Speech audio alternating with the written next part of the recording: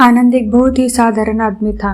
उसका एक अच्छा खासा परिवार और एक नौकरी थी, लेकिन पिछले कुछ दिनों से वह काफी परेशान रहने लगा था।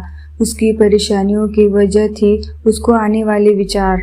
उसे लगता था कि वह दुनिया का सबसे बदनसीब आदमी है। पूरे घर का खर्चा उसे अकेले उठाना पड़ता है। घर में सबकी जिम्मेदारी भी उसी के कंधे पर है। आनंद की परेशानियां उसके चेहरे पर देखने लगी थी।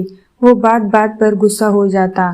उसका चिड़चिड़ापन दिन प्रतिदिन बढ़ता ही जा रहा था। एक दिन आनंद अपने घर में ऐसे ही परेशान सा बैठा हुआ था। तभी उसका बेटा उसके पास आया और कहने लगा कि पापा, मुझे स्कूल से होमवर्क दिया गया है, क्या आप मुझे होमवर्क करने में हेल्प करेंगे? आनंद अपने बच्चे की पूरी बात सुने बिना ही उसके ऊपर गुस्सा हो गया और उसे काफी भला बुरा सुना दिया। बच्चा वहां से निराश होकर चला गया। थोड़ी देर बाद आनंद का गुस्सा शांत हुआ। तब उसे अपनी गलती का एहसास हुआ। आनंद अपने बच्चे के कमरे में गया, जहां उसने देखा कि उसका बच्चा नोटबुक में होमवर्क करते करते ही सो गया था। उसने नोटबुक उठाकर देखी। उसमें आज स्कूल से एक विषय पर पैराग्राफ लिखने के लिए दिया गया था। विषय कुछ ऐसा था, ऐसी चीजें जो पहले बुरी लगती है लेकिन होती अच्छी है। बच्चे ने एक कुछ पैराग्राफ उस विषय पर लिख लिए थे। आनंद उस नोटबुक में लिखे को पढ़ने लगा। बच्चे ने कुछ इस तरह से लिखा था, मैं उन परीक्षाओं का धन्यवाद करना चाहूंगा जो पहले मुझे बहुत बुरी लगती थी, लेकिन बाद में मुझे समझ आया। उसके बाद ही वैकेशन आता है। मुझे बीमारी में खाई जाने वाली सभी कड़वी दवाइयों से नफरत थी, लेकिन बाद में मैं समझ पाया दवाओं की वजह से मैं स्वस्थ हो पाता था और बाकी सभी चीजों का मजा ले पाता था।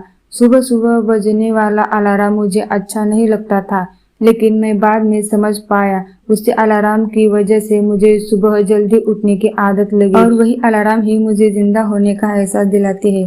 पहले मुझे मेरे पापा की डांट अच्छी नहीं लगती, लेकिन अब मैं समझ पाया हूँ उनकी डांट की वजह से ही मैं सही रास्ते पर बना रहता हूँ और अच्छे भविष्य की तरफ आगे बढ़ता हूँ। इन सभी चीजों के लिए और खासकर मेरे पापा के लिए मैं भगवान को धन्यवाद देना चाहूंगा, क्योंकि मुझे डांटने के लिए मेरे पापा तो है मेरे पास।